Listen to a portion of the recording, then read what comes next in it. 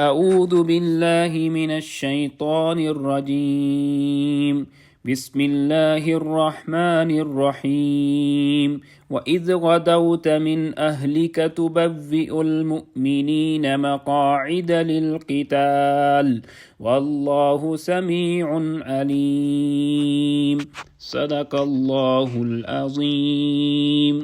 رب اشرح لی صدری ویسر لی امری واحلل عقدۃ من لسانی یفقہوا قولی ربی یسر ولا تعسر وتمم بالخیر آمین یا رب العالمین۔ آج کے لیکچر میں ہم انشاءاللہ تعالی سورہ آل عمران کی آیت نمبر 121 کو گرامیٹیکلی انالائز کرنے کی کوشش کر رہے ہیں، اور اس آیت کے ساتھ ہی سورہ آل عمران کا 13واں رکوع بھی شروع ہو جاتا ہے۔ گویا سورہ آل عمران کے 13ویں رکوع کی یہ پہلی آیت ہے جس کی تلاوت ابھی آپ نے سنی، اور آیت آپ سکرین پہ لکھی ہوئی دیکھ رہے ہیں۔ اس آیت میں وقف کی ایک ہی علامت نظر آ رہی ہے، لہٰذا پہلے تو اس آیت کے حصے ہوں گے دو۔ پہلا حصہ ہوگا وَإِذْ غَدَوْتَ مِنْ أَهْلِكَ تُبَوِّئُ الْمُؤْمِنِينَ مَقَاعِدَ لِلْقِتَالِ، اور دوسرا ہوگا وَاللَّهُ سَمِيعٌ عَلِيمٌ۔ اب جو پہلا حصہ ہے اس کے الفاظ پہ بات ہم کریں گے، مزید اس میں کوئی حصہ نہیں بنے گا۔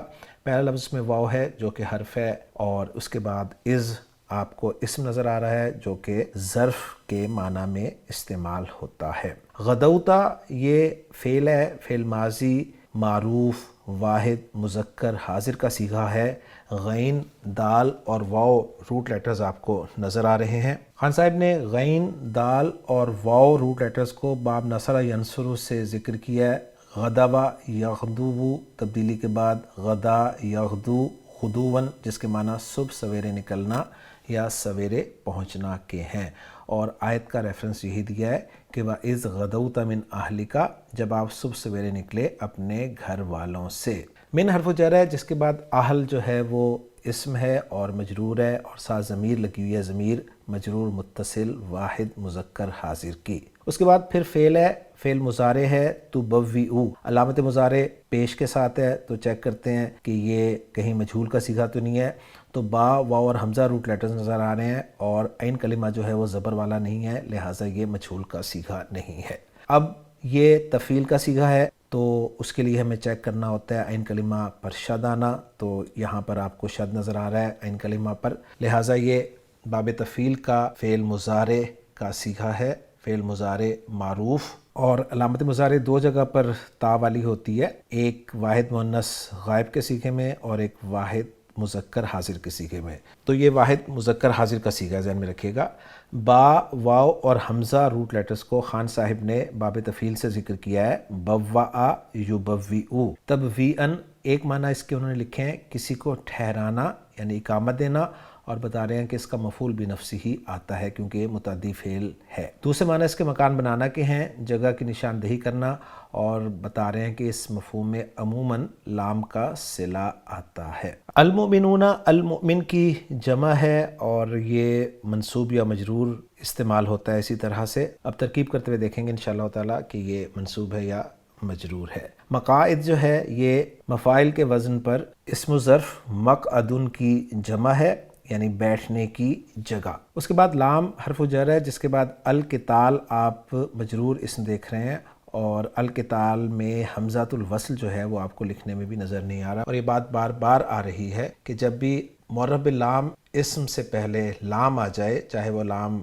حرف جر ہو یا وہ لام تاکید ہو، تو معرف باللام اسم کا حمزۃ الوصل لکھنے میں بھی نہیں آتا۔ تو الحمدللہ جی آیت نمبر 121 کے پہلے حصے کے الفاظ پہ ہم نے بات مکمل کر لی ہے۔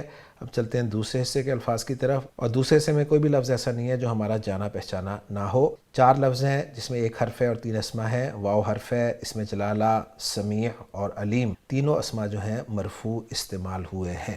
سمیع اور علیم جو ہے یہ فعیل کے وزن پہ صفت مشبہ کے صیغے ہیں۔ تو الحمدللہ جی الفاظ پہ بات مکمل ہو گئی ہے، اب ہم چلتے ہیں جملوں کے اعراب کی طرف۔ تو جو پہلا ہم نے جملہ بنایا تھا اس میں واو کو ہم استنافیہ قرار دیں گے کیونکہ ہم نیا جملہ کر رہے ہیں۔ از جو ہے یہ ظرف ہے، اور اس کے بعد جو ہے وہ مضاف الیہ آئے گا، اور مضاف الیہ یہاں پر ایک جملہ فعلیہ ہے، اور وہ جملہ فعلیہ جو ہے وہ ہے غدوت من اہلک تبوئ المؤمنین مقاعد للقتال۔ اب میں مضاف الیہ کو انالائز کرنے لگا ہوں۔ غدوتا فعل با فاعل ہے، تا ضمیر مرفوع متصل اس کا فاعل ہے، من حرف جر ہے جس کے بعد اہل مجرور ہے، اور اہل مضاف ہے جس کا مضاف الیہ کاف ضمیر ہے۔ مضاف الیہ مجرور ہوئے من حرف جر کے لیے، اور من حرف جر اپنے مجرور سے مل کر متعلق ہوا غدوتا فعل کے۔ اس کے بعد تبوئ المؤمنین مقاعد للقتال، یہ والا حصہ جو ہے اس کو ہم الگ سے جملہ بنا سکتے ہیں کیونکہ ایک فعل جو ہے وہ الگ سے استعمال ہو رہا ہے، تو بہرحال اس کو اب میں انالائز کرتا ہوں اور پھر جوڑتے ہیں اس کو وَإِذْ غَدَوْتَ مِنْ أَهْلِكَ والے حصے سے۔ تبوئ فعل با فاعل ہے، انت ضمیر مرفوع متصل اس کا فاعل ہے، المؤمنین مفعول بہ ہے اس لیے منصوب ہے، اور مقاعدہ جو ہے یہ مفعول بہ ثانی قرار دیا گیا ہے، اور چونکہ یہ نکرہ ہے اور نکرہ کے بعد للقتال جار مجرور آ رہا ہے، اور اس جار مجرور کو جس میں لام جارہ ہے اور القتال مجرور ہے، یہ جار مجرور کو اس نکرہ مقاعدہ کے لیے صفت بنا دیا گیا ہے۔ گویا موصوف مقاعدہ اپنی صفت للقتال سے مل کر یہ مفعول ثانی ہو گئے تبوئ فعل کے لیے، اور تبوئ فعل اپنے فاعل اور اپنے دونوں مفعولوں سے مل کر جملہ فعلیہ ہو کر محلاً منصوب حال قرار دیا گیا ہے غدوتا میں جو تا ضمیر ہے اس سے، اور یوں غدوتا فعل اپنے فاعل اپنے متعلق سے مل کر جملہ فعلیہ ہو کر محلاً مجرور مضاف الیہ بن رہا ہے اس ظرف کے لیے، اور اس ظرف جو ہے یہ اپنے مضاف الیہ سے مل کر مفعول فی بن رہا ہے ایک محذوف فعل کے لیے جو کہ اذکر جو ہے وہ آپ مان سکتے ہیں، اور پھر اذکر فعل محذوف اپنے فاعل اور مفعول فی سے مل کر جملہ فعلیہ بن رہا ہے۔ اور اگر ہم ترجمہ کرنا چاہیں اس حصے کا تو کچھ یوں ہو سکتا ہے، اور جب آپ صبح کو اپنے گھر سے نکلے اس حال میں کہ آپ مسلمانوں کو مومنوں کو لڑائی کے ٹھکانے پر بٹھا رہے تھے۔ اگلا حصہ جو ہے واللہ سمیع علیم، سمپل جملہ ہے جی، جملہ استنافیہ قرار دے دیں گے، واو کو استنافیہ قرار دے دیتے ہیں، اس میں جلالہ مبتدا ہے جس کی دو خبریں آ رہی ہیں سمیع اور علیم، اور مبتدا اپنی دونوں خبروں سے مل کر جملہ اسمیہ بن رہا ہے، اور ترجمہ ہوگا اور اللہ سننے والا جاننے والا ہے۔ تو الحمدللہ جی ہماری ورکنگ مکمل ہو گئی ہے۔ اب ذرا محمود صافی صاحب کی ورکنگ کے ساتھ اپنی ورکنگ کو چیک بھی کر لیتے ہیں۔ محمود صافی صاحب نے جملہ غدوتا والا فی محل جر مضاف الیہ قرار دیا ہے، اور تبوئ والا جملہ فی محل نصب حال من فاعل غدوتا قرار دیا ہے، اور جملہ اللہ سمیع والا لا محل لہا استنافیہ قرار دیا ہے۔ تو الحمدللہ جی ورکنگ میچ ہو گئی ہماری محمود صافی صاحب کی ورکنگ کے ساتھ۔